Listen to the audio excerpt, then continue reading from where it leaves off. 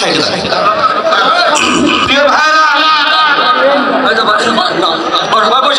7ই November রাজনীতিতে একটি গুরুত্বপূর্ণ দিন। যে একটি পরিস্থিতি সৃষ্টি হয়েছিল, দেশে কোন শাসন ছিল না, একটি বিশৃঙ্খল অবস্থায় পরিণত হয়েছিল।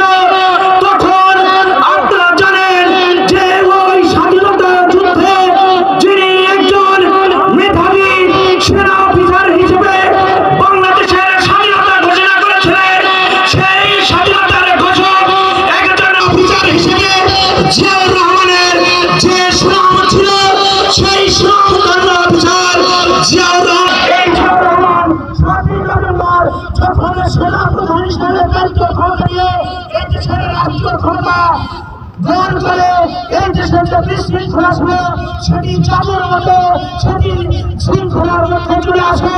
দেশের উন্নয়ন উৎপাদন ব্যবস্থা একটি নিয়ন্ত্রণের মধ্যে চলে আসে এবং বাংলাদেশকে একটি স্বনির্ভর বাংলাদেশ হিসাবে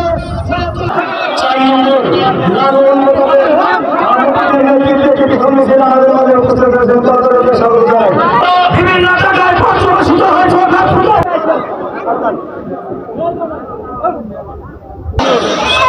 সভাপতি মঞ্চে উপবিষ্ট আছেন বাংলাদেশ জাতীয়তাবাদী দল রাজশাহী বিভাগের।